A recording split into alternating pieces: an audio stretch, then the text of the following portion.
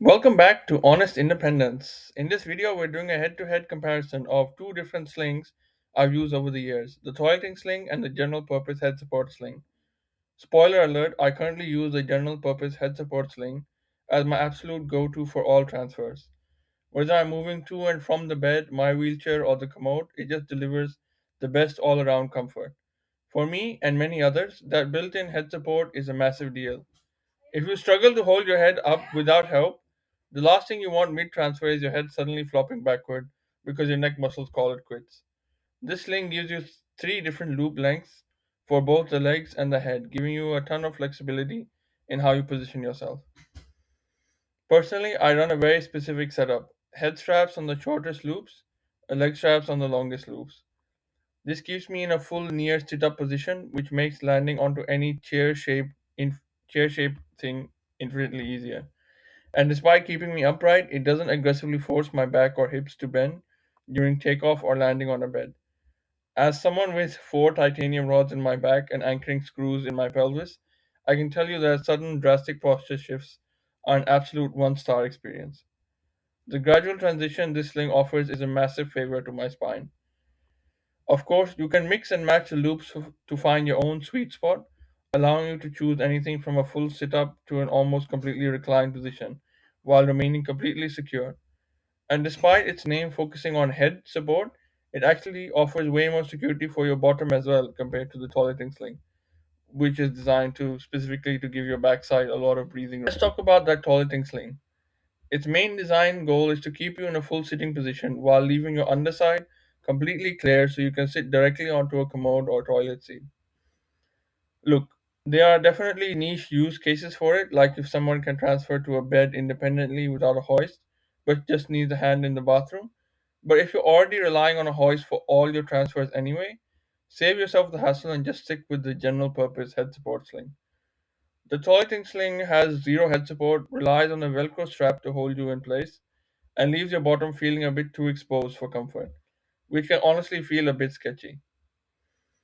I used it back when I was still able to walk a little, specifically in the disabled change room for my hydrotherapy sessions, and it did the job.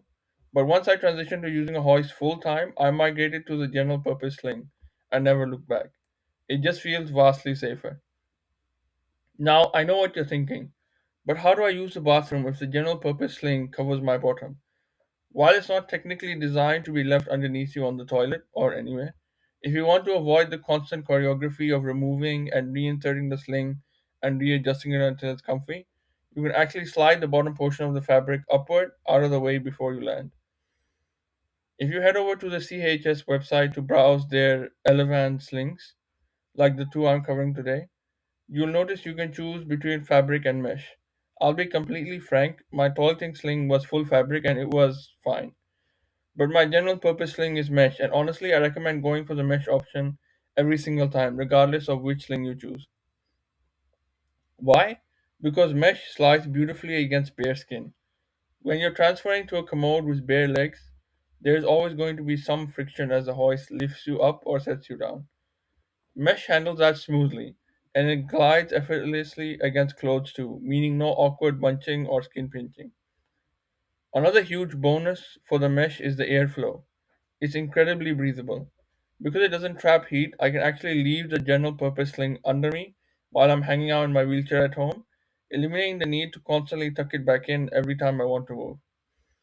Just don't make your entire decision based on that. I still have it taken out at bedtime, during bathroom trips, or when I'm heading out of the house. At the end of the day, a sling is usually the least expensive piece of medical gear a mobility restricted person will own. If you want to keep a few different slings in your toolkit for those specific scenarios, go for it. But if you have to choose just one champion between these two, the general purpose head support sling wins by a landslide. Before we wrap up, it's worth noting that if you look at the CHS catalog, the variety is huge. They have versions of the general purpose sling without head support, toileting slings with added head support, and even specialized walking, standing, and amputee slings. There really is something for every specific need. That brings us to the end of this review. I hope these insights help you navigate your options. Drop your thoughts in the comments, and I'll see you in the next video.